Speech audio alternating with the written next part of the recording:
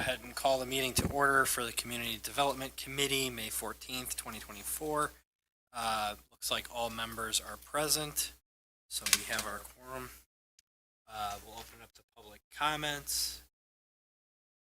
There's nobody here, so go ahead and move right into the RFP broadband feasibility study with the proposals. Looks like we've got two complete proposals here. Take it away, whoever is presenting. So what I did is I went through, listed, we had like 6 categories, and then any additional costs and any special notes, like you'll see under mission. This is their quotes, and then the only addition would be travel. Like Uptown Services said, all right, this is our lump sum. But there was another like $36,000 for travel and any postage and so on. So I tried to list it out, but keep it simple. And then the bottom graph there shows in rank order based on price, with Essentia at quoting $64,600, Design 9 at $97.80, and then it just goes up from there. So because of the size of these packets, I had Lori post all of them online on the website, but the 2 lowest prices or quotes I included in this packet so that you could make sure to have an opportunity to be able to read them. Yeah, and so this is, and I also included the projected time frame. Like Uptown Services said 8 months. It seemed like the average was between 4 and 5 months to get the project done.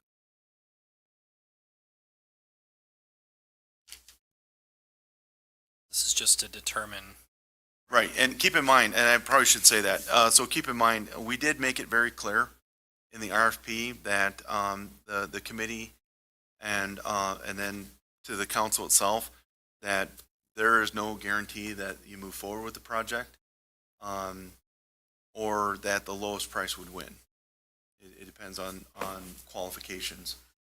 That said, based on new information, which that popped up as a result of starting this process, looking at it, there's an alternative that can go on here, which is Surfit, who is not looking for any money from the city. That would accomplish the goals of what we originally intended to do. And so, well, first off, I want to hear what everyone's thought is on these. What did we budget? We budgeted $200,000 to do the feasibility study.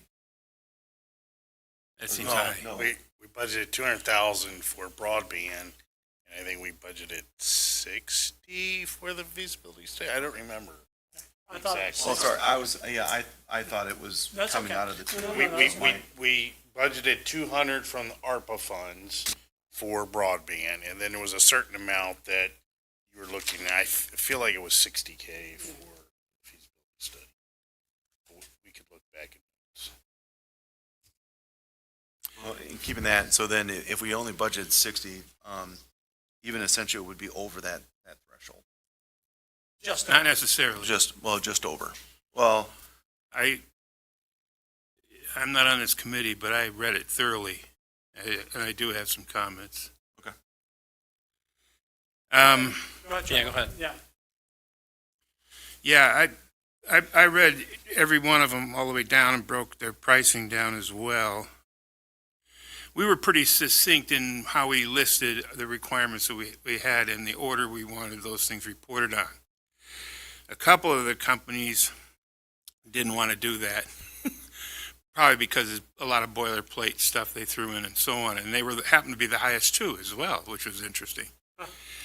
But they basically said, this is what we do, this is how great we are, but they didn't say how they're going to meet our needs, and then gave us a price at the end. So I kind of eliminated those two. Those two are Tribal and Bonfire. To cross them off. Well, And then Let me see. I think it was, Essentia, it was just a hard no. I mean, I couldn't figure out what they were even talking about. They were talking about doing other kinds of projects. I mean, they weren't even in the same sport, much less the ballpark. And the two that intrigued me, though, there were two. And one was Design 9, and the other one was EN Engineering. Those were the two low. Well, not the two lowest, but within the bottom three. And what's interesting is they did do a very specific pricing out by task. And regardless of what you do, you know, with what you're going to be hearing and something what we heard last month, I still think we need to do the first two tasks, which is the demand for, you know, the demand for service and doing a survey and all that sort of thing. Unless this other company wants to do that as part of what they do, you know, I don't know. But, and then the other part is the education and community engagement portion. Now, if it seems to me that these can be done in a sequence anyway. In other words, there's no reason why you couldn't go to one of these companies and say, we want you to do the first two, and we'll talk about the rest of it later. Because I don't think they have to be done simultaneously. For example, getting financing, putting the engineering plan together.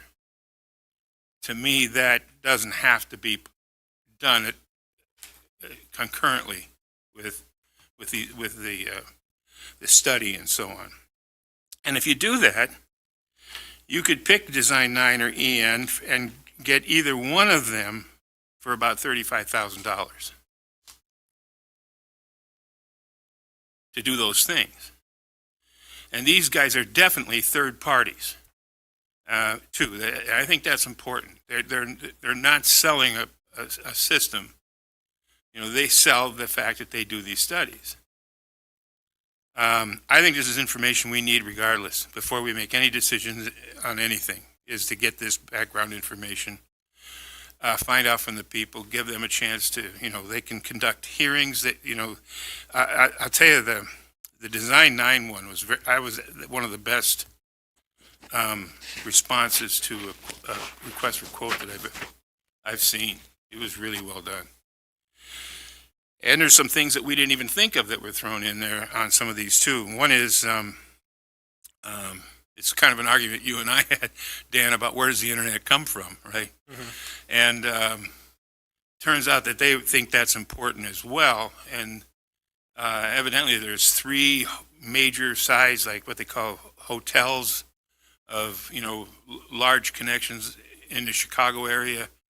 They're recommending that we have you know, they're not recommending, but they're saying that it needs to be looked into, that you have some sort of redundancy capability, and it should come from more than one direction if you can, if it's feasible. They provide all that information for us so that we can make a decision. In other words, they'll go through where we are, where we're situated, and give us all the possibilities around us to how we can get, you know, hooked up. So deciding whether we want to do it ourselves, deciding whether we want to have a third party do it completely, deciding all of that, you know, we can delay that until after we've gotten this first part done, and we can't afford it because it's in the budget.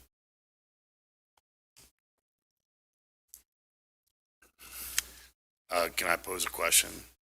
If this body or this city council ultimately decides that they do not want to build a city-owned network and wanted to engage a third party who's willing to do it on their own, what does this buy us? Well, that's a good question, and that's one I plan to ask, is that what do they need us for at all?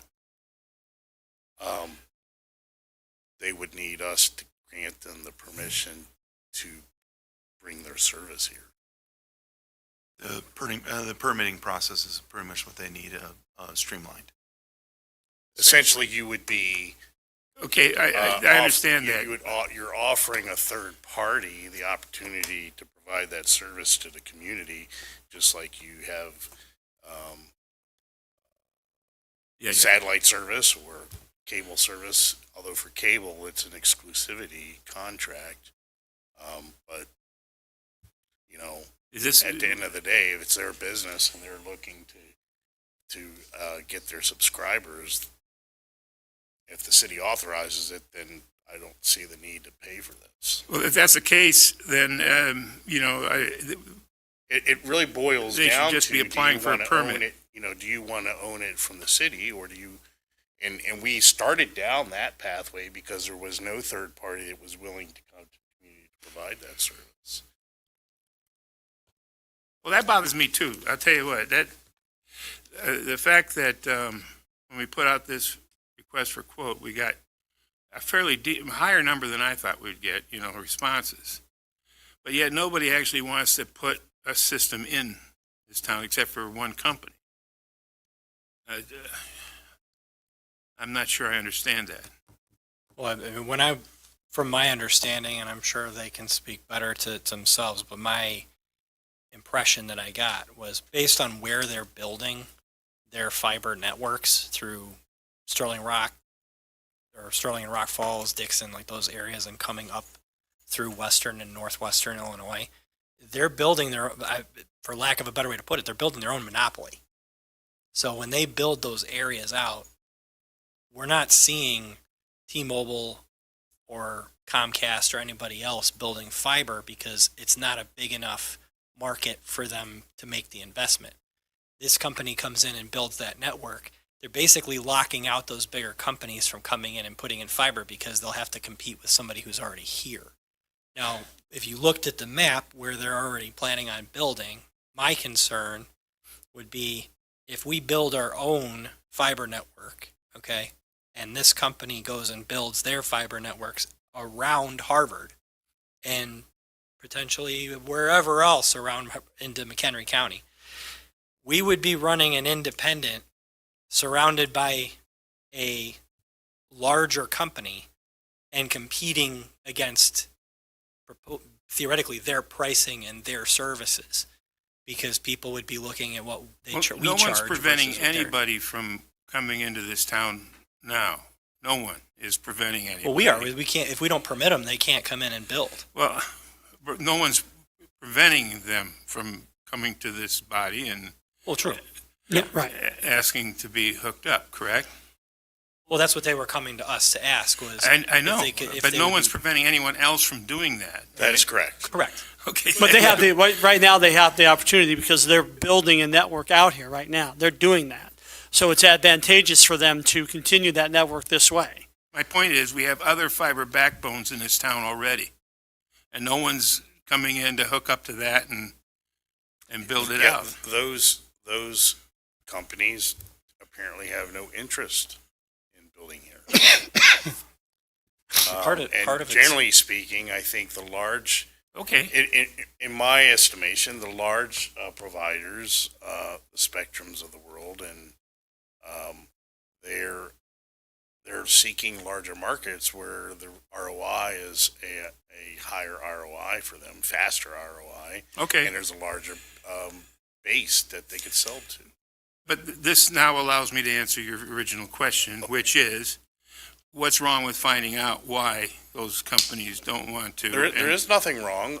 My only question is what more does it buy you knowing that information if you have a provider that's willing to do it on their own? Because I think it gives us, ammunition to figure out whether this is a good deal, it's the way we want to go, That's fair. and that it gives us knowledge that we otherwise don't have. And I'm not saying that we do our own. I'm not saying that at all. I was never a proponent of that.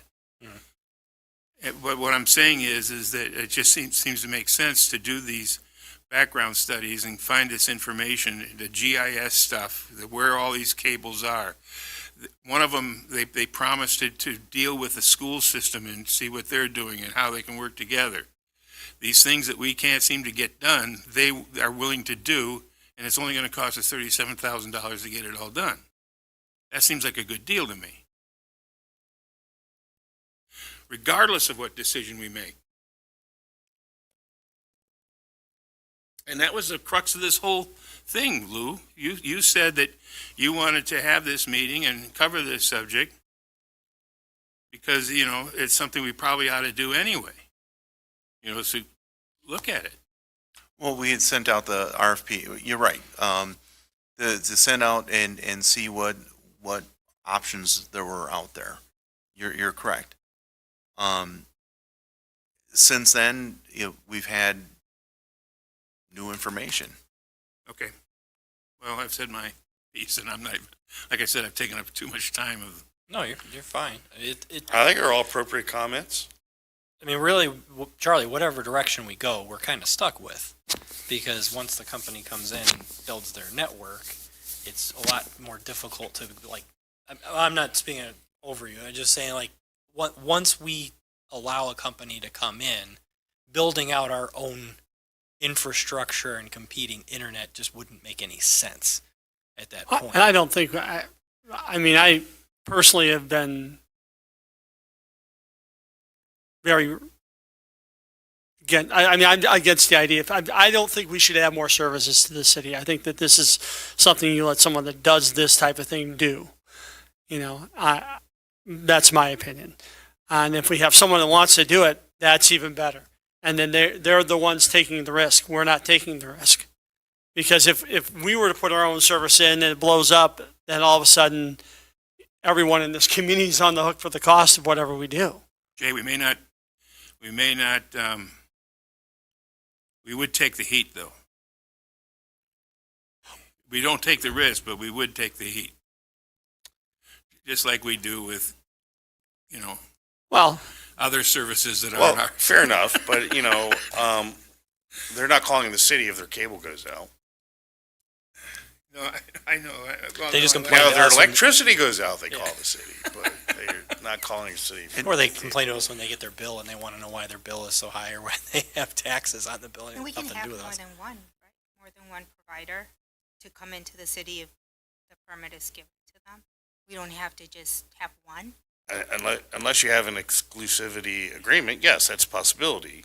Question is, will competition want to come once someone else has already built out? It's kind of similar to the cable networks, where although for cable we do have an exclusivity contract, but satellite dish owners, kind of came in because there is no exclusivity. So some people have dish, some people have what's the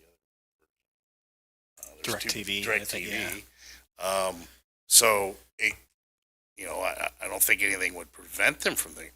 But up until very recently, we have been begging and pleading for someone to come. Someone else. That's why we started down this pathway, Right. because there was no third-party company that was interested in providing the service to a small community as Harvard based on where we're located.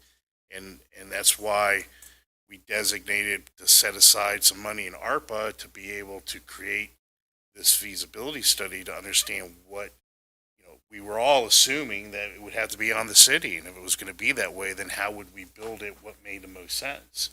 The fact that a third party's now stepped up and said, hey, we're ready to come build in your community and you can have fiber by the end of the summer. Even if they weren't here and we were going to do this all our own, we're still probably 2 or 3 years out, because that's not what we do, right? I mean, we would be kind of inventing the wheel, or at least following models of other communities based on the feasibility study would tell us which way made the most sense. At this juncture now, with the new information, I question whether there's value in doing that. One of the other things that we were discussing originally too is, again, hypothetically, because we didn't have any of the information in front of us, and we still technically don't until we would do one of these studies, but we would have to figure out the cost that the city would pick up for the infrastructure build out and also to the residents. Because if in all hypothetical numbers, if it's $10 million to build out the network, just to throw a number on it, the city would have to figure out, okay, are we going to pay for every residence to get hooked up? Or are they going to have to pay for part of that to get hooked up? So we would have to figure that out. And realistically speaking, we would have to assume that the residents would pay for the hookup, kind of like how you have to pay to hook up to the city water when your property's not hooked up, at least for part of it. And that's a hard thing that's a hard sell to a community when they've already got, most houses have cable, they just have to get it turned on or something. Like, there's usually a service that they can get, and trying to get them to spend a few $1,000s on hooking up to a new service could be difficult if it was. Well, in there those are areas. options to mitigate that issue, and that Yeah. is where you would issue a bond based on the neighborhood, and then people signed up, opted in, and then that install cost could be part of their bill until it's paid off. But at the end of the day, there's a lot of steps to get there, and Like an SSI, right? Yeah, very basically. similar, Yeah. similar type of process. So, because the value, when we did the initial research, was about the cost was about $5K or so to hook up each home, and so ideally you would have a neighborhood like, okay, you're in a sign up period to opt in. We're going to be trenching in your neighborhood. You opt in, then that becomes part of the bond when we bond it out, and you get your service, and then you pay off that installation fee over time. If you were to opt out, and then at a later date wanted to opt in, sure, you can come back in, but you got to pay for that whole $5K up front versus, putting it in because once the bond's closed, we can't add any more to it. Or the option would be when they sold their house, maybe the new buyer wants to have it, and it becomes a negotiation on the sale of the house. At the end of the day, the city is still going to have to bond out to make all these neighborhoods available to make it work. Whereas a third party coming in and saying, we will do all of that, I think kind of streamlines everything. I mean, that when we were first broaching the topic, a year ago almost, I guess, the idea was, one, fiber is the fastest there is as a technology. I mean, and it's not as sensitive to weather or placement or distance or feedback, anything. Like it uses light, so it doesn't do any of that. But that aside, we wanted to try to bring in another competitor to something that we don't have. At the time, we didn't even have the T-Mobile wireless wasn't even available here yet. And that's just becoming a new thing as well. But that uses cell towers. That's not a hard line into your house. So, and you can still get that. I personally like the idea of having a third party do it because I'm sure they've already done a feasibility study, or they at least have an idea of how many people they're looking to get hooked up. They wouldn't be coming to us if they didn't think that there was at least an idea that there's a market to sell to that would make sense. And you can speak better to that, but I think that the biggest thing is the infrastructure build out cost. We wouldn't have to take any of that on. And if we did, we're talking years and years of loans to pay that off. And that's still going to take several years to make it happen. I just wanted to add, similar to a comment that Jay had made. When we originally started this process about a year ago, my own advice was leaning towards the city doing a municipal internet more because there wasn't a good, solid alternative. There were some backbones that ran through that could help offset the cost. But going through this process, in the middle of going through this process, I should say, a viable option became available, and that's where I've backed off the idea of the city even going that route because it is a huge expense. And if someone can do it and has the technical expertise to do so, you know, I've often said my ego's not that fragile. I'm more than happy to back away and let someone else do it. But I think we've sort of already accomplished that by even sort of ringing the dinner bell by doing an RFP to see what was out there. In fact, this person will be able to talk at the next agenda item, but we weren't really even on their radar until the RFP discussions were floating around. So I think we've already started to accomplish what we intended to do, which was to find a better service for our citizens. I think what I would recommend right now is that we table item number 2 and or item number 3, we moved item number 4, have a discussion about the service, have questions that we could answer. And then if we feel at that point we need to go back and discuss the RFP, we should do that. I would recommend that, Dan. I agree. I mean, I think that we could get into the weeds on this for Yeah, hours. we could talk about this forever. And I really want to give the rep a chance to say their part, because I think that's gonna set the tone for what we're gonna do. So, yeah, I'll go ahead And similar as before, if you can state your name. Jennifer Alvarez with Surf Internet. I'm with the provider that's been reviewing this area. I can provide some back history on that. Personally, I've been trying to get this area accessed since 2021. I started with Timberlane. I presented there. I had to get more funding to become available to this area. It's been a 2-year process to get my company to pay attention to this area. Something that we do some history on certain board payment over that. My husband and I own a company called JC. We were actually a company that was installing, and that was the year besides that first at the penetration rate of 15%, which we needed to go live. It was a year of waiting for other areas to go live. That was the only area we had live for a year, which turned into me working at Frontier.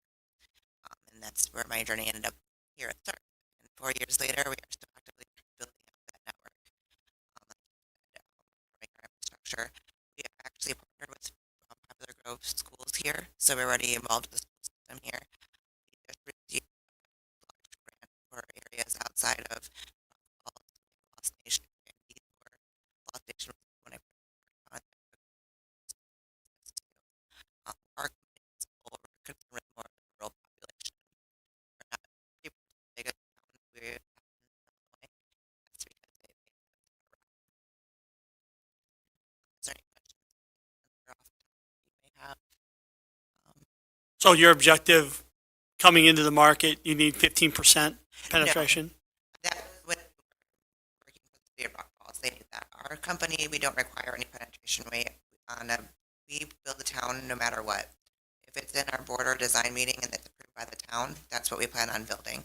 And then once that's complete, if a town has an area of growth, we do come back and revisit that.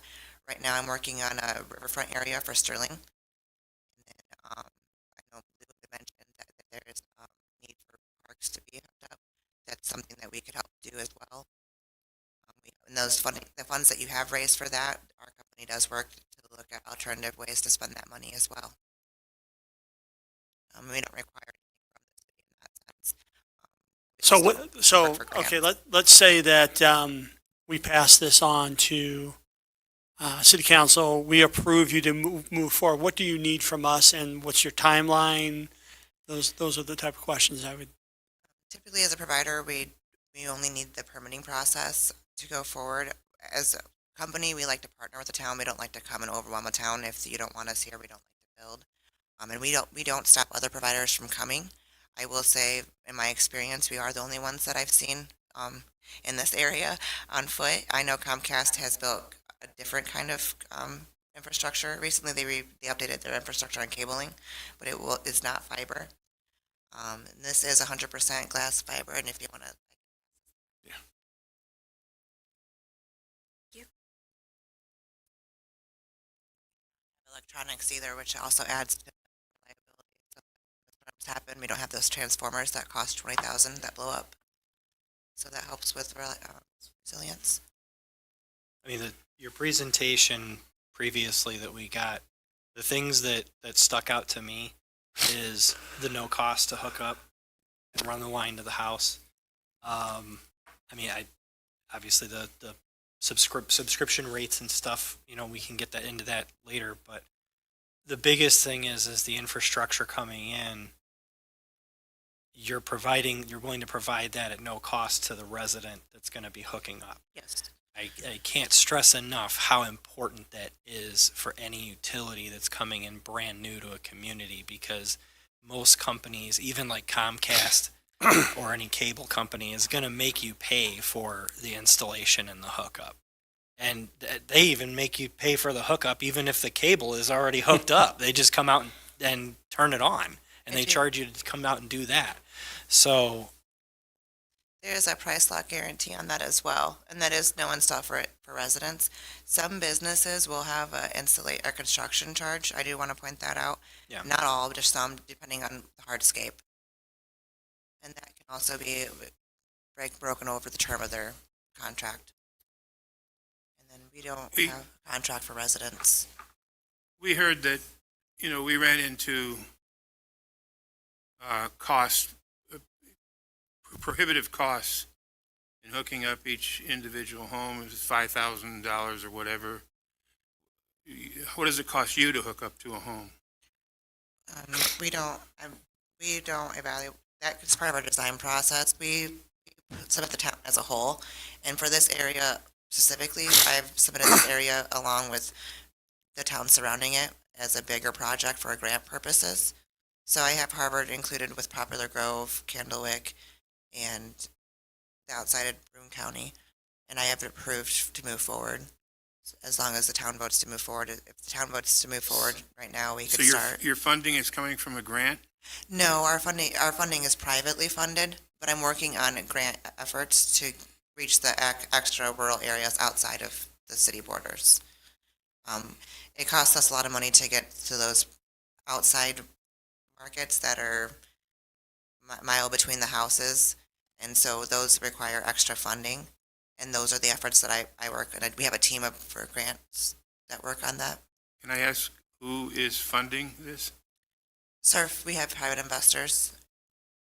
As a company, we privately fund what we build, and then we seek out grants as well. The grants that you seek out, are those federal-based, state-based? State-based, Illinois-connected grant. So it would be the same grants that if we were to do it, we would be applying essentially against you. Yes. What would the typical monthly charge for internet be? Right now, I can tell you, we're launching for Freeport, and their 2 gig is launching at $95. That's up and down. Yes. Symmetrical that's speeds. smokes cable.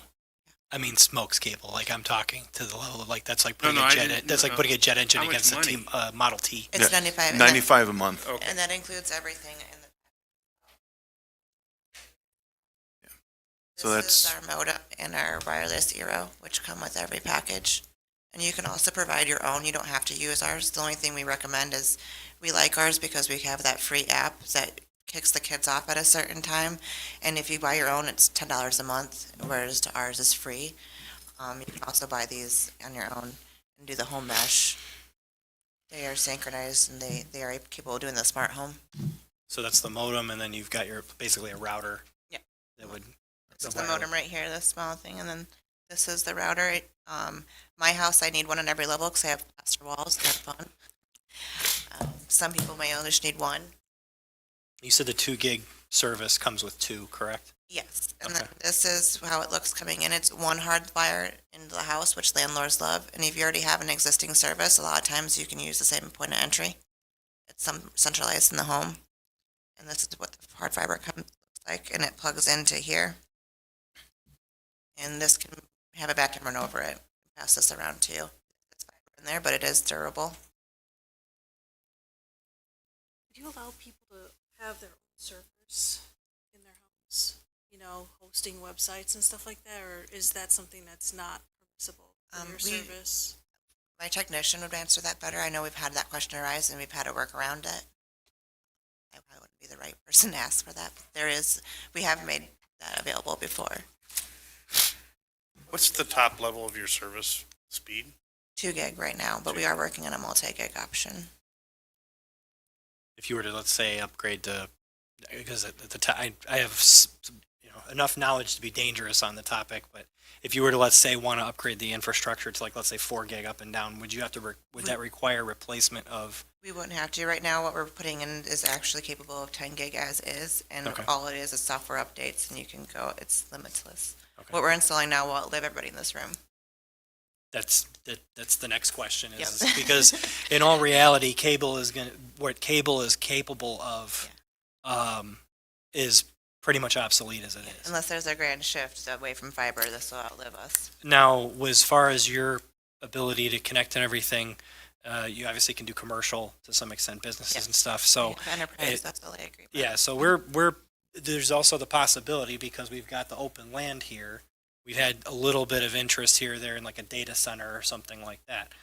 Would you be able to work with a business that has that kind of demand to get fiber to them? So we can, like, what I'm basically getting at is, as a town, we would maybe want to market this ability to hook up to fiber to a larger business that wants to come in. Would you be able to service them? I could start that discussion with the right people. Okay. could- Yeah. I think it's something to definitely get Build the off ball of. rolling on because we have seen so much interest in build out. Yes. And that newer companies are not going to want to go with anything other than No, fiber. and that's part of my role is I help the towns build out. So we do visit that, and I would get the conversation going on that end. And starting off with Harvard being the starting point, if you have those questions and that information on hand at that pre-design meeting, that will help get the ball rolling quicker for you too, because the right people will be at that table. How difficult, assuming that this body, that the city council, says, yeah, let's go forward with this, and we build out the city, but, we're expanding, we're growing. And I know you touched on that a little bit earlier, but what's the process to, we have a new business wants to come in and build to get them connected because they didn't even exist when you came through the first time. We have a business line or just calling we have a online service as well, so you can call, chat, or business online to have So someone inquire. I guess what I'm getting at is they can get their service added on after the fact within a reasonable time period. As long as it's within our plant reach, because there is sometimes that if it's too far, there will be a construction cost involved, and sometimes they don't want to pay that cost. If it's feasible for us to build to them, yes. Okay. Just trying to understand the scope that we would need for future builds. And without having that design finalized, which I would have at that pre-design meeting, it's hard to answer. It Sure. depends on where they fall on the polygon. But if they're- Assuming they're within the Yes. the design area, then it's feasible. Yes. Okay. And then, like Sterling had those roundabouts installed after we installed. We've came and moved our fiber and moved them all the way. That's another thing that towns like to hear, and something that you probably have on your list is we do come back and work with the town to move our fiber. We don't require that the town to remove that. Okay. I think probably the footprint we have now for the city for at least the next 4 or 5 years, I would think is solid. We're not going to be adding subdivisions. We're kind of filling at this point right now. We might add some rental units. I know there's some discussion, but I mean, that's still within it's not like we're annexing land in to bring more property at this point. So I think that's down the road. Yeah, for this residential, area, I'm working no with doubt. Jerry Rudolph and Isaac Guerrero on those outside areas access to grant funding. That's my interest in this area in the next 5 years. Okay. But without having these built, it's hard for me to get access. Well, I And mean, that's sort of the end goal for this area. What do we have, 40 miles of streets? 45. I mean, if we June 1st, you could go, how long would it take you to have everything set up to where you could start putting customers in? This town is already under design, so I will have that back here. It's going through design now as we speak. We are anticipating it starting in Poplar Grove and Capron as soon as June 1st, and we're hoping to light up all these areas about the same time simultaneously. Without that pre-design meeting, it's hard for me to have a projected timeline. Sure. But the design meeting, once that takes place, it takes about 6 weeks from that to go into the permitting process. And if we are able to get what we call a blanket type permit, because a lot of towns do phase permitting, that slows things down. We do one big permit, and then we still have checkpoints for the town, do the white lining and the safety issues. But we usually typically ask for a blanket permit to keep it rolling. And then once that goes, that's usually about a 3 to 4 month process. Each phase takes about a month to go live, and we don't have to wait for the whole time to go live. Each phase would go live as we let it up. So say we started in June, by July 31st, we'd have first live customers. And then it'd progress throughout As each year is built out. Okay, thank you. And the benefits to the city, there were some benefits to us. Two benefits I just want to bring up. One is again, going back to our original goal was to provide to residents and the industrial, our commercial businesses is a better, higher speed. The other part to the city is, as Jay was alluding to, is that SURF is looking to install a connection point to all the city's parks and the city's buildings. If you recall, like in one instance, the pool, to have an internet line that ran there was going to be cost prohibitive. This would already be taken care of. And so then we can increase some of our offerings to the city, including the downtown, of potential Wi-Fi, free Wi-Fi for downtown and in the parks. And it also helps us as far as with our security cameras, being able to access them, and the police being able to access them here rather than have to go somewhere in order to access them. You said something about like when they put in the roundabouts and stuff, you worked with the municipality to move your lines, or so just did the city pay for that or did you pay for that? we did. Okay. That's something that I think also is not something that we think of in the front of our mind if we own our own network. To replace a fiber line is insanely expensive, and you need specialists to do it. In a past life, I worked at a place and there was construction going on out front, and somebody cut the fiber line when they were digging, and all I can say is there was a guy in a suit there about a half hour later that was, I'm assuming, from the fiber optic line company, and he was screaming at the construction team in words I can't repeat, and it ended up I can't imagine how much it cost them to replace those lines. So if we were to do construction work in the future and we have our own system, we would be footing the bill to break that line, move it, and basically refabricate that line back into the system. And that would be cost prohibitive to any kind of future construction that we do, where this company is willing to handle their own infrastructure if we decide to extend a street through or do some digging, or, we have to, repair anything. I mean, there's a ton of infrastructure work that we have to do all the time. And if there's something that we have to go in and cut or move or have to work around, we have a company that can come in and handle their portion of it that we don't. So in defense of municipal internet, it is viable.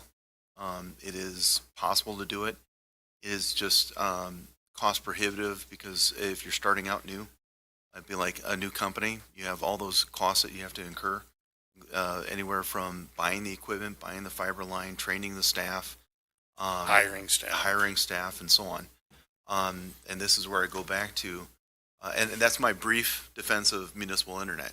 But if someone already has those skills and can already do it and take that load off of the city from doing that, I would lean more towards that.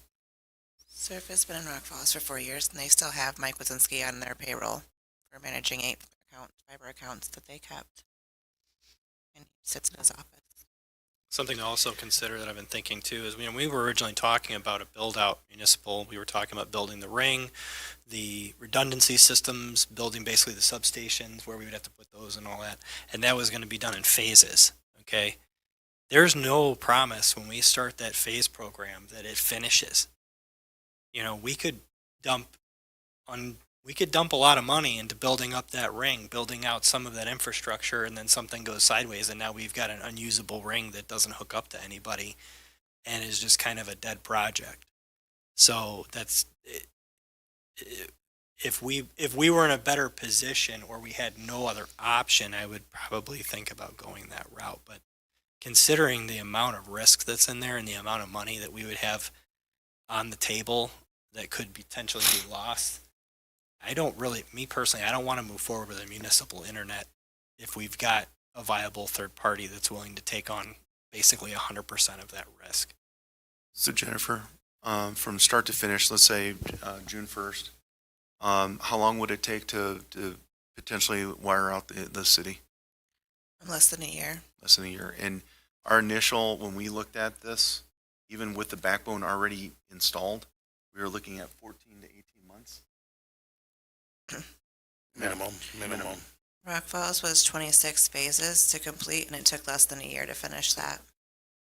And Just this wouldn't be 26 phases. so all the available information's out there. I mean, when I was doing the pros and cons in my mind and thinking about this after the presentation, I mean, one, we don't get to set our own pricing. That was something that we kind of liked, the idea of being able to set our own pricing, make our own negotiations with the other entities within town, or, you know, set up some kind of, you know, low income, you know, options if we could. That being said, the pros kind of outweigh the cons by a significant amount because, again, we're talking about an entire other utility that we would be setting up theoretically in equivalent to what the water treatment plant is.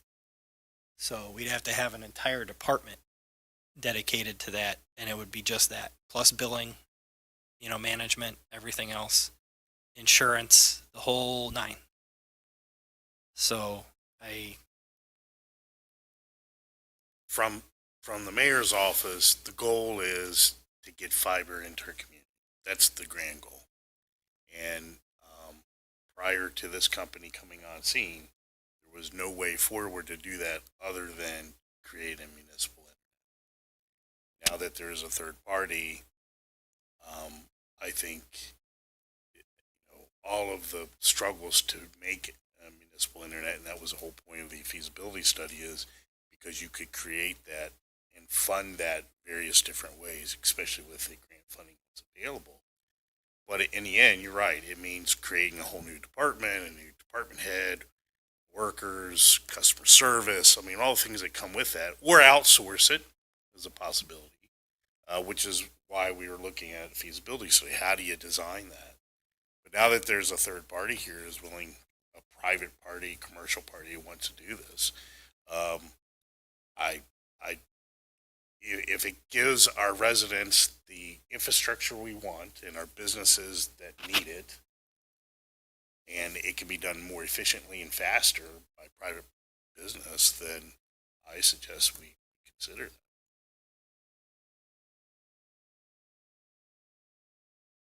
that. I'm totally in favor of moving forward with a permitting process to allow them to move forward as needed.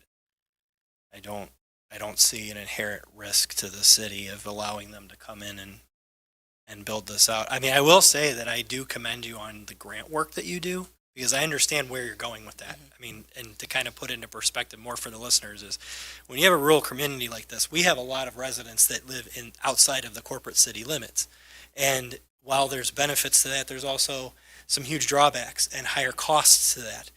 What this company is doing by getting those grants is that grant money allows them to build out internet to those places that they will never make a profit on. Okay? You can't build out internet to a home that's 5 miles outside of town and expect to ever make that. It'll take you 10,000 years to make the money back to what it costs to hook that up. I mean, the only reason electricity was run to most of the small rural communities across the country when it was run was because the federal government put the money up to make it happen. It would have never happened if it wasn't for that money. So this grant money allows this company to put the infrastructure in and then service those customers so that they can get it to them. I will say, I don't ever remember Charter or Comcast or any other cable company going out of their way to get grants, usually to try to get to like one house. Usually they just say, we don't service your area.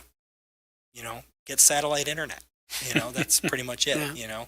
So, maybe those companies do offer that program. I don't want to, publicly shame them or anything, but at the same time, a lot of companies will just drop it and never offer that service to those places. This gives those people an option, but they won't have it if we don't have the network built out here.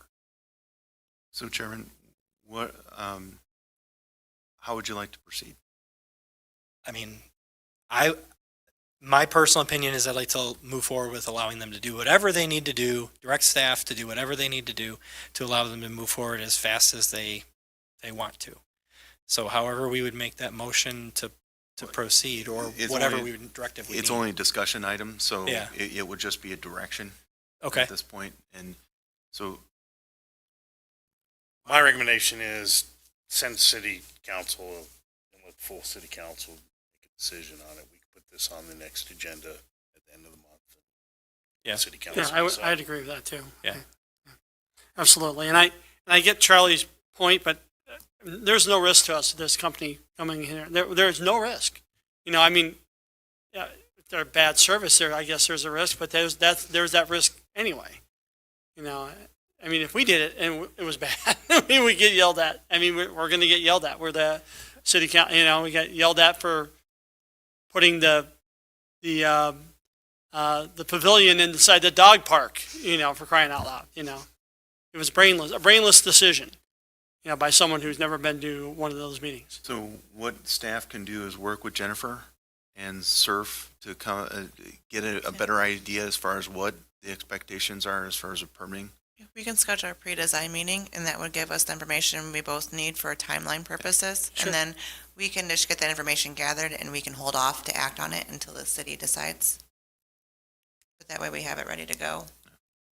And I'm happy to recommend it to go to city council for this month for approval to move forward. I don't really see if there's going to be I don't see the necessity for a lot of debate on it, other than to ask a few questions on what it's going to be. We've asked those, so. We won't stop anybody from coming. As you can tell, Rockford has state providers building there. I will say this area is probably not that looked at, but Well, I think it falls down to ROI, right? So you have built a business that kind of caters to this niche market. yes. And the big players, like I said, are focused on much larger population centers. So maybe they eventually will Yes, want to they- come out and create a competition, but my guess is they probably. Yeah, Comcast does go for grants, and actually the Hickory Hills area was a Comcast grant that we were able to build first because we got to them sooner, just because we do work a more rural market.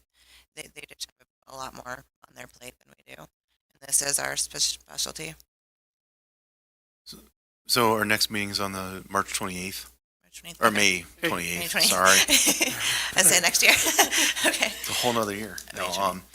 it's May 28th, 7 o'clock. Okay. Would you be prepared to essentially give the same presentation as well that you gave this committee?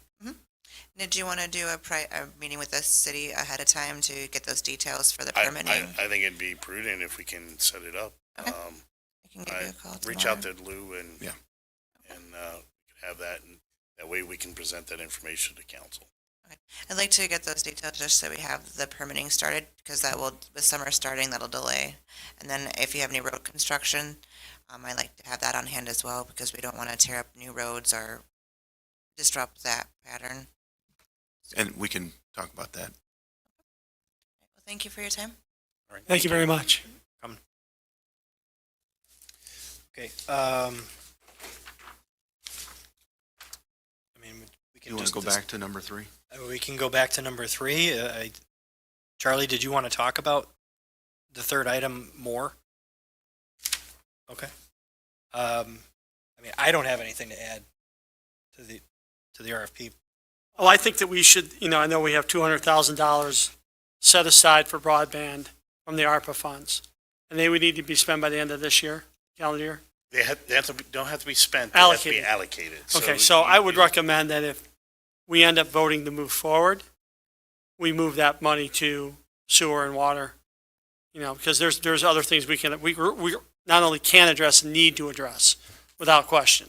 So, We're already ahead of you All right. from a staffing standpoint, but with preparation, we are preparing to present to you things on the capital improvement plan that are Some options. that are ARPA certified or good. I'm sorry, eligible for council then to kind of give direction on what projects they want to do. So, assuming that this goes forward, then yes, we are already working on Okay. a list of things we'd like to bring to you to approve. Thank you.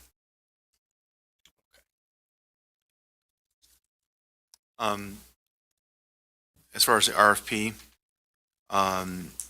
is this committee prepared to reject the RFPs, or I have no problem rejecting the RFPs. I mean, you'll need to Yeah, make a you motion? need to make a motion for that. I would think, I don't know if we need to reject it. I think we can suspend it until this process is completed with SURF. Because if for some reason it doesn't go through, Yeah. then we're going to need to revisit this. can we suspend it to a certain? You just table it. Just, or table it, Just yeah. table it Table until later. indefinitely. Yeah. Okay. That's, I would make that recommendation and to table it, Okay. We just need- for now. All right. Yeah. We need a motion for that, or can we just direct to table it? I'd make a motion and vote on it just so that it's So on moved. the record. I'll second. All in favor? Aye. Okay.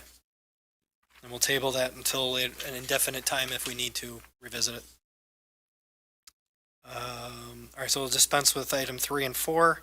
We'll move on to the revolving loan fund policy. Review the details on that.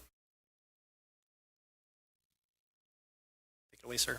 So the city has had a revolving loan fund for quite a few years. This started under my understanding, under the former Harvard Economic Development Corporation. Thank you, That's Mayor. where it first started, and then it was taken over by the city. Taken over by the city, and in reviewing the paperwork, and as people have been applying recently, we started to try and get an understanding of what has been approved in the past and what the guidelines are and things like that. And I think we discussed it at this committee previously, that at some point it was switched over to only include facades in the downtown area along Air Street. However, when we started a deep dive, which Finance Director Bejot did, we discovered that previous minutes and things like that stated it was for interior improvements as well, and it wasn't specifically defined just to Air Street. So it might have been an internal policy decision to change it at some point to include Air Street. And then in working with the city attorney to draft new regulations around it or new requirements, we discovered that previously the city had approved these internally through the city administrator. However, these should have been going to council or some type of governing body the entire time. So we want to formalize that and start with an internal review committee. So myself or Administrator Leone would receive the applications. We would set a time with an internal review committee, which would be the city administrator, finance director, and economic development director, and go back and forth with the applicant if we need more information or help them develop their application if they don't understand what a pro forma is or things like that, and then make a full recommendation to the city council. I guess the city council will have to understand that they won't be getting all of the information in their council packet because a lot of it will be proprietary to the business, and we don't want that information out there, like their financial statements and things. So when a city council member receives our recommendation, if they want to talk individually with us or Administrator Leone, if they have any questions that we could ask the applicant, we would do so before the council meeting if something isn't clear. But ultimately, starting out with a new application, which we didn't really have before, going through old documents, and there wasn't really a lot of documents required of the business owner, which was great because it made it really easy to apply for a loan, probably one of the easiest I've seen. But when they're seeking public funds, it makes sense to do do a little bit more due diligence, making sure that this is the right fit, the right loan for the project. And when I stated that there would be times where we would have to help the business owner with the application, we want to make sure that we're setting them up for success too, that they know exactly what they're getting into, getting the right estimates from several contractors and things like that to submit to us before they move forward with their project. So we also didn't have interest applied to the revolving loans, and that'll be a change here, that it'll be a minimum of 3% for the loan, or half of whatever the current rate is, but no less than 3%. So that way it allows us to slowly build up that fund as we move forward. And so tonight it's looking at the application, the new information about the Economic Development Loan Fund, and then the application, and just letting us know, is this ideal? Is it too much? There was a good long period of time where the interest rate was under 4%, and I kind of feel like we want our business owners to do this, and I think we should have a minimum. I think 3%. I think it should be 2%. That's just my opinion. Minimum, and obviously half of whatever the current interest rate is. So obviously, if it goes below 4%, then it would be 2%. They can't, but I don't see it. Did it ever get below 3 there? I mean, it was really low for a long time. For commercial, I don't think so, but residential, yes. No, I mean, but that's just my opinion. Commercial, it was 4.5%. Okay. I think at the low end. Yeah. Ish, somewhere in there. Yeah. But, Other than that, I don't have any issues with it. But I mean, that's just my opinion. We don't have to change it. Well, how does the rest of the committee feel about 2%? Would there, I guess my question would be is because this would effectively, this would be city staff doing all the legwork up front and then making the recommendation to city council to approve. Would it be possible for the city staff to allow for the below the 3% or whatever in an extenuating circumstance? Like obviously just because, I mean, there are situations where you may have a key business in town that has their air conditioning go down and it's 100 degrees outside and they can't, I'm just saying that I can see where there'd be a situation where the city may want to make an extra effort for something, especially if it's going to be a larger loan. Yeah, but that's favoritism, and Well, that's what I'm saying is I mean, well, the whole thing is favoritism to a point. I mean, we get to personally decide whether the place gets the loan or not. Just on the fact that if we as a city council, we decide if we want to or not, just whether we like them. We can't. The city can make the recommendation to us and say we want to do this, and the city council say no. I don't know, how was that? I can't remember ever voting on one. That's one of the issues that we're bringing to council is that under the advice of our attorney, that city council should have already been approving these loans, but have not to date. So this is a policy. What's the choice? What is the choice criteria now about which ones you look at? I mean, what will be the Applicants. Right, whoever applied. And we would look So at credit. at the moment, nearly every applicant has been approved because only those who have applied have, I mean, only. It's been under control and we've been able to Indeed. fund it. It is. Okay. But as we are expanding the program and as we went to look at, I'd like to say what I call housekeeping and make sure we've got ironclad documents that we might not have necessarily have had in the past. So that's why we've engaged our attorney to make sure that the process Right. is ironclad. So to Jay's point, it's a first come, first served basis. Yes? Yep. So there's no favoritism there. No, but if it comes to my point is if it comes to city council is Still no favoritism. Well, we vote on it.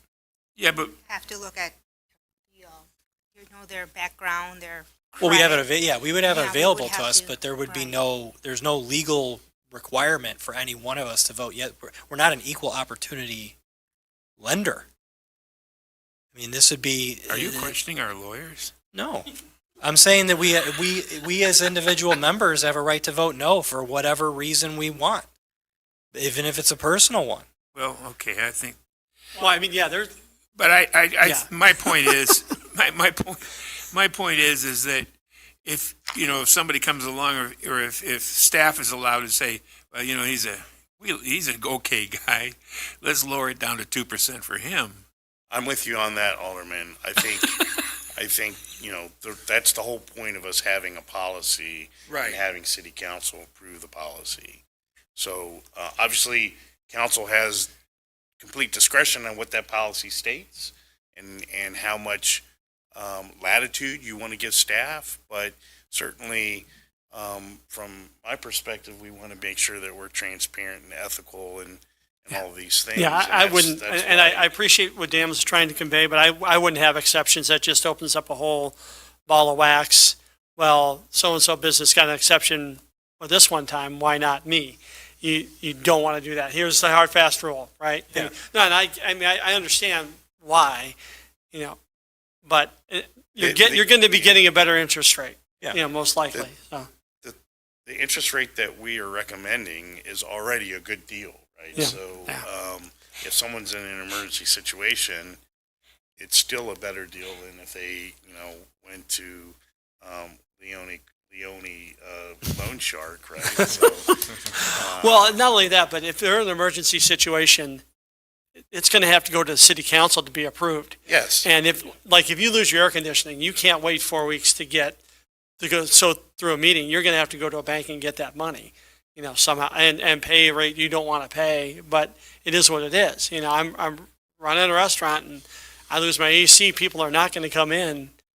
That's the cost of doing business. Right. Absolutely. Now, to me, this is more for, I want to redo, I want to put in a garden area outside, nice garden eating area outside, or I want to redo, do renovation inside, expand my bar, whatever.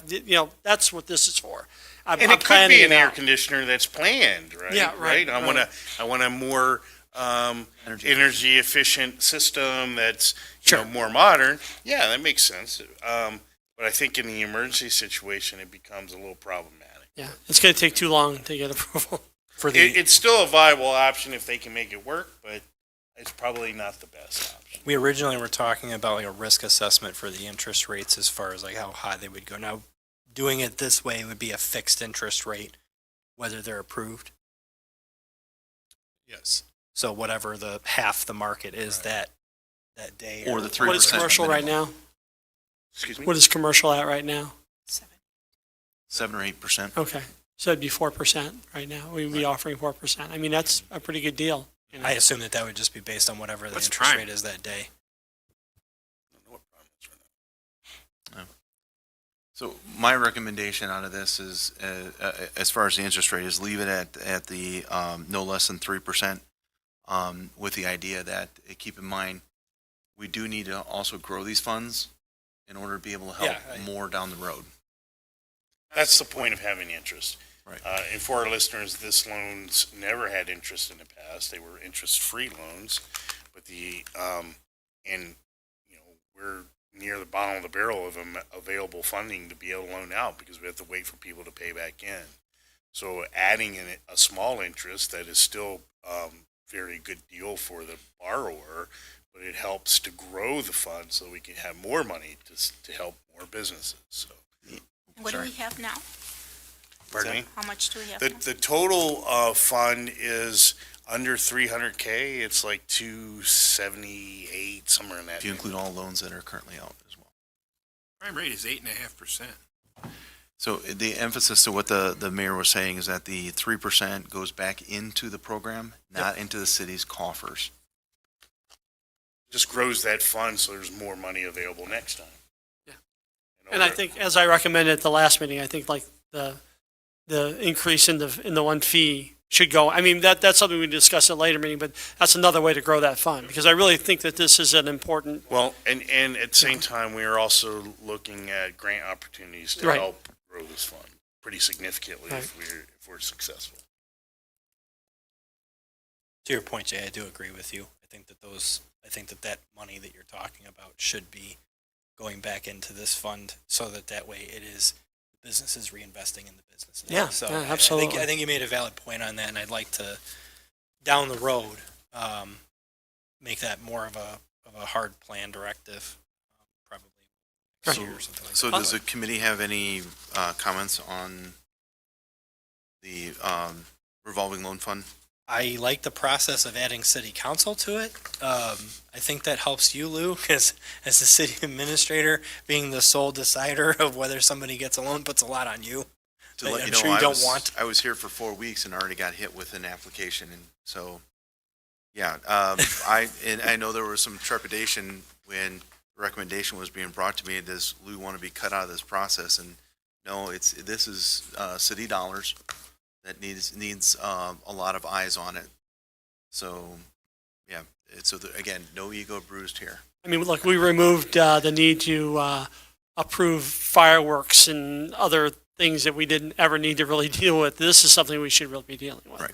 Well, I mean, it's almost, I mean, just so that everybody understands, again, listeners and future readers of the minutes, we would be following essentially the same process that we follow for authorizing like liquor licenses or permits and things like that.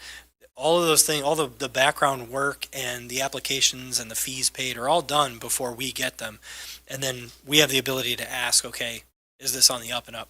City staff says yes, we can approve it.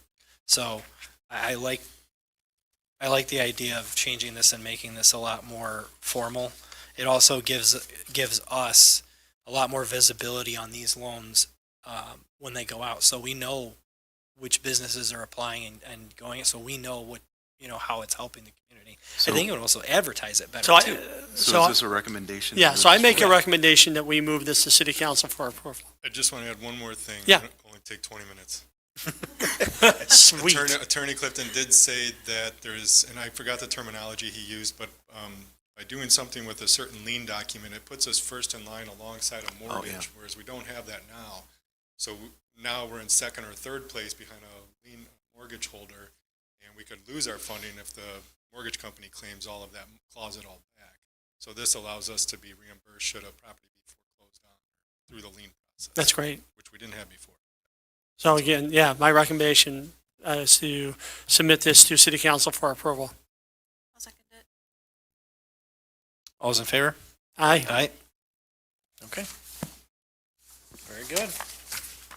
Glad we finally got moving on that. That's a big program for us. New business. I'll leave it over to you, Jay. Yeah, I don't, we have access to those pictures, or I can, what I can do is I can kind of forward, or if you guys could forward them out to the committee members, We that'd can be forward great. them on.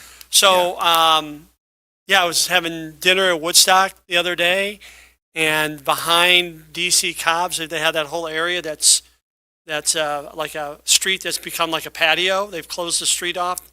They closed it off during the summer. And they have a wall there that has panels of art. The wall itself is not painted, but these panels are painted. It's installed on the wall. It's very, very pretty. Lou and Mike both have it.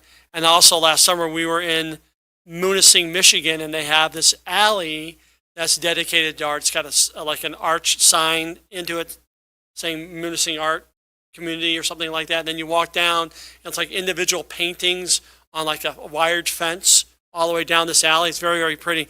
But talking to Mike and Lou about this, I know that we like over a year ago, we allocated like $25,000 to a mural program that never went through. And I really think that we need to, I don't know if we need to investigate starting an art council or our next meeting of the whole, have a discussion on how to move forward with this, because I think we need to move forward with this. My preference would be to drive art that has cows on it. I think we need to go all in on the cow train. I mean, that we are a home of milk days, and we should, try to, to me, that's an interesting connection for everything.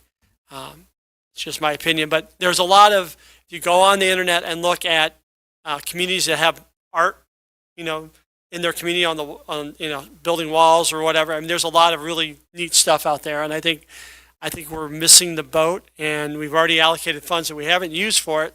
So I think we need to start taking an investigation, looking at it. Sorry, I'm going to bring up an image here. Sure. So one of the ideas is it also reduces blight. Yeah, right. No. Yeah, there's articles out there about why you do this type of thing, right? Instill community pride, reduce blight. Yes, absolutely, without a question. And there's some beautiful stuff out there, amazing things. And Donovan was part of the committee in Woodstock Commission, right? The Historic Commission that did these. Well, that came before us because it was going on a historic building, but I'm currently on the Arts Task Force for the plan that Woodstock is putting together. And we kind of had a powwow, the mayor, Administrator Leone, and myself recently talking about this with festoon lighting across Air Street in the downtown and things like that, and just how to attract people to the downtown creative economy. Festoon lighting, what is that? That's your lights that you would see along a front porch, with Yeah. the small bulbs and things like that. They got them in Crystal Lake now. But we went through the exercise that the administrator's about to show you with different murals. I helped curate 4 murals in my last municipality, and it does draw people. And when you figure out a way to capitalize on a creative economy, it helps your businesses, it brings people to town, so on and so forth. That's really awesome. So what they did is in here is we took some blank walls and offered just to maintain them. And some artists came in. They proposed a couple of ideas. It went in before there. It was our art committee. Here it would be the community development. And once they were approved, they were given the go ahead. A lot of times, and I can show another community that what they did is they actually went out and got donations to pay for the paint. The deal was that once it was up, that the city would then maintain it. So if it needed touch up or it was graffitied, the city would take care of it. But there's examples across a lot of cities, Woodstock, here locally, and here there was in this particular case, this community is known for Morton salt, and so similar to the cow idea, there's other murals that it has like the Morton salt advertisements throughout the years. It brings it again removes blight. It brings a little sense of cheeriness into that area, and we've already got a potential site that just popped up Monday. That could be our first attempt at doing something like this.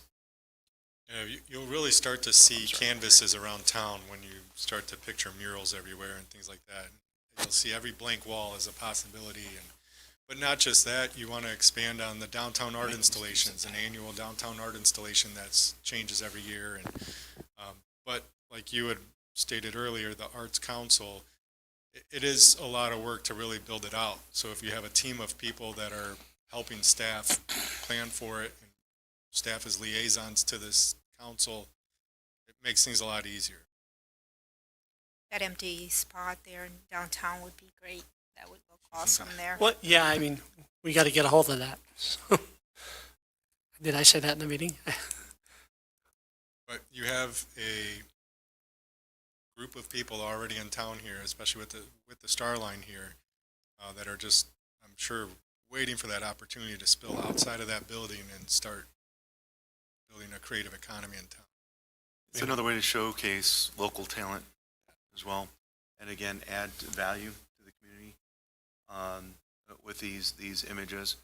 I've seen something as simple as a postcard look on the side of a wall as you drive in, and it just says, welcome to this community. It's in that old like 60s or 50s postcard art. Yeah. And it does bring a sense of cheeriness when you start to drive in. And then by having it go through the committee, you don't just slap anything everywhere. You do kind of keep a theme throughout, be it cows, or Daisy Airport or something like, I mean, Cows, trains, and airplanes. yeah, there you go. So you do keep a little bit of control on it, but yet you're promoting it as well. Yeah, you get a group of creatives together brainstorming. Some I didn't Awesome. copy you on this, but I was looking at today, there's a website out there called walldogs.com, and it's this group. I sent this to Lou and Mike. They go around and seen it. you know what I'm talking about? Yeah. Yep. So like once a year they have a festival. Did the murals in Belvedere. Did they really? They get like 200 cities that apply for them to come, and they 7. wow. But it's crazy. I mean, they do it for free. They have a festival in your town, and they do murals, and it's amazing. But something like this is, I mean, we've got the star line right here. We have these artists right here. We have to ask them, do you want to do this? We'd love for you to do this. How can we support you and make this happen? Let's get your art out of your building and on our walls in our community. I've seen it to a little smaller scale is picking a wall and essentially doing a 4x4 plate. Yeah. They came in and anybody could do it. You throw in, I think it was like $5 a plate.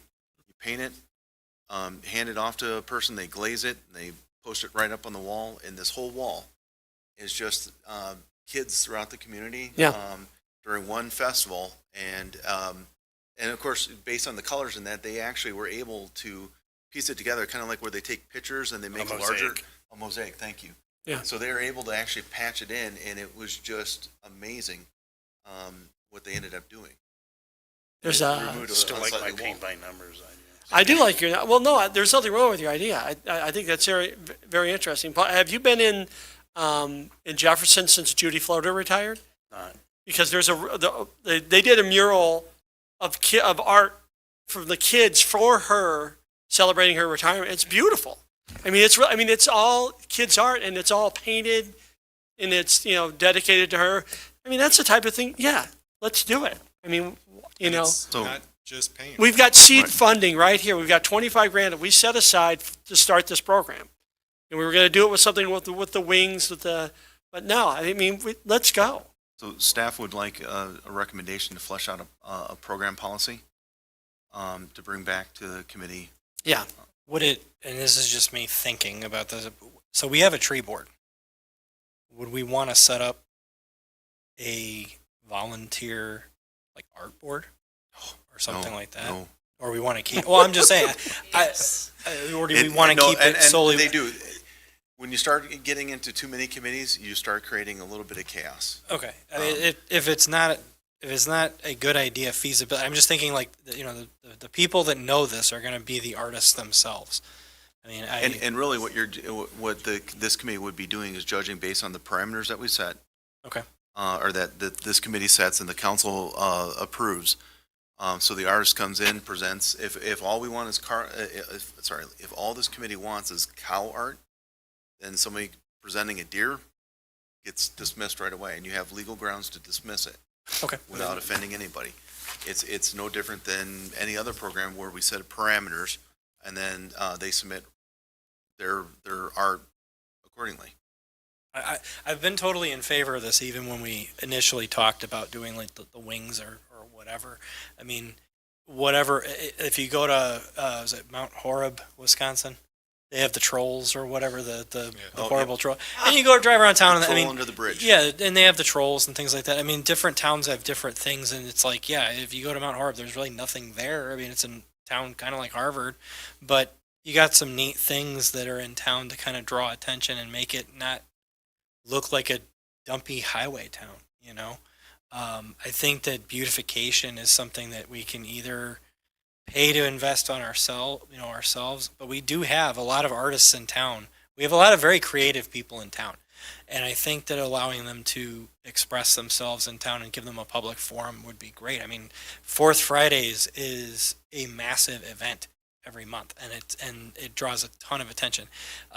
The art exhibits in the library just drew a ton of attention because they had all the kids and everybody in there. So, yeah, let's. So is this committee okay with giving us direction to set up some parameters, kind of draft out a policy program to come back to this committee with. Yeah, yeah. You guys are good? Good. I was thinking that, you know, if we can have some art up on the walls, then a lot of people would be taking pictures, posting it here and there, you know, hashtags, and it would just draw more and more people like, oh, well, what's with all the cows? Oh, they have a, you know, festival. Let's go to the festival. Let's look at all the cows. So, So, is it? Oh, no, Yeah, no, I'm- I was wondering if you were done with the. I'm good.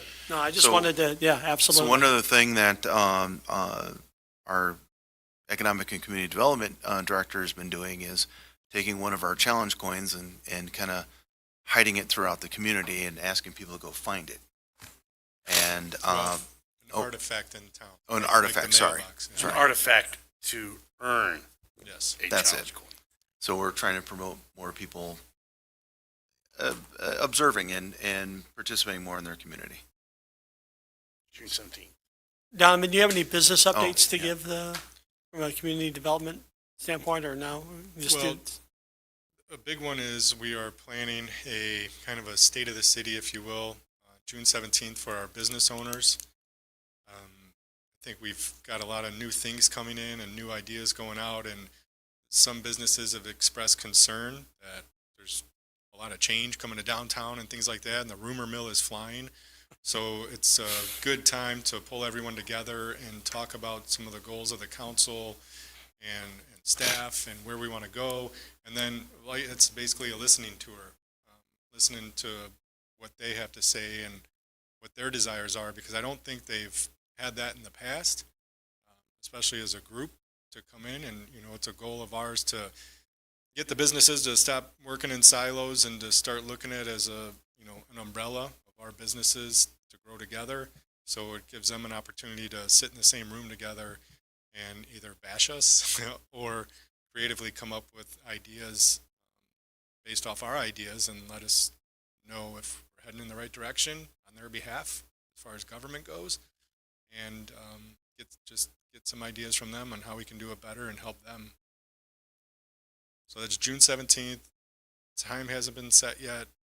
Location hasn't been set, but we want to get ahead of it because we've had a couple business owners come in and talk to the administrator and talk to the mayor about some of their concerns and their things they're hearing. So this will be a good time to do it. Yeah, so it's really geared towards small business, and sharing with small business in town the things that we're working on and things we want to bring to Harvard.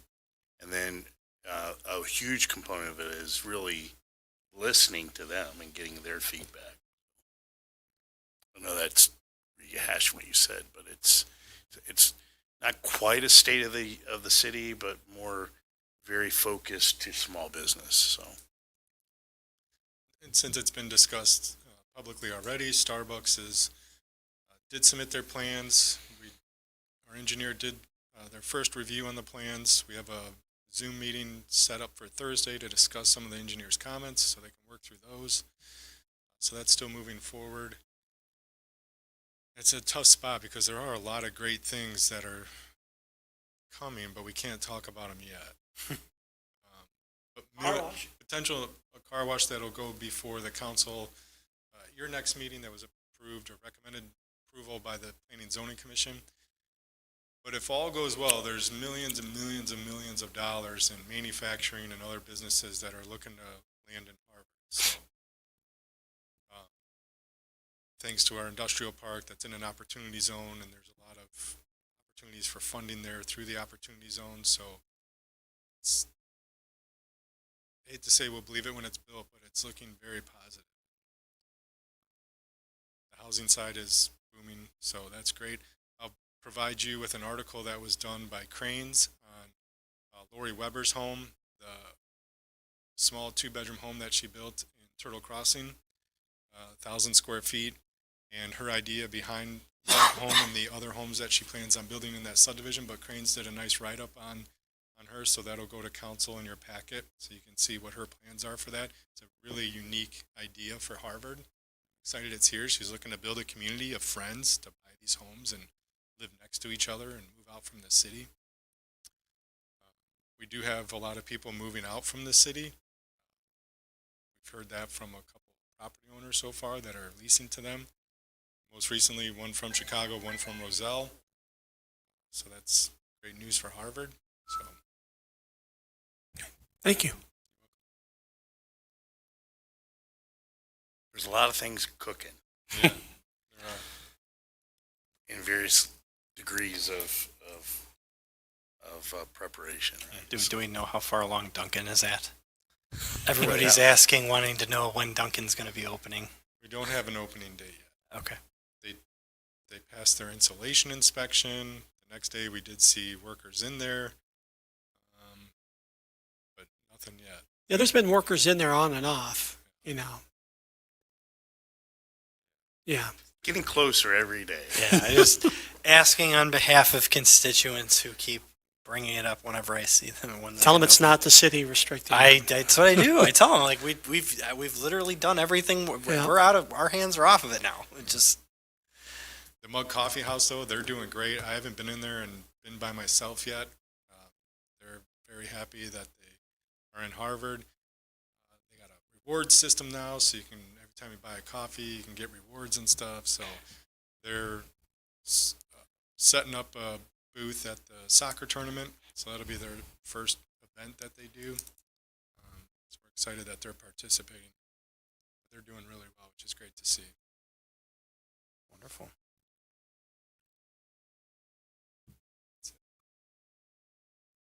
Anybody else have anything to bring up for new business?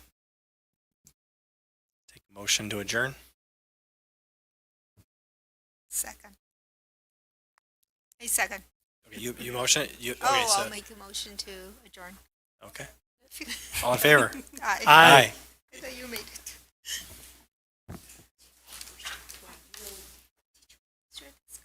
Hey, Lou.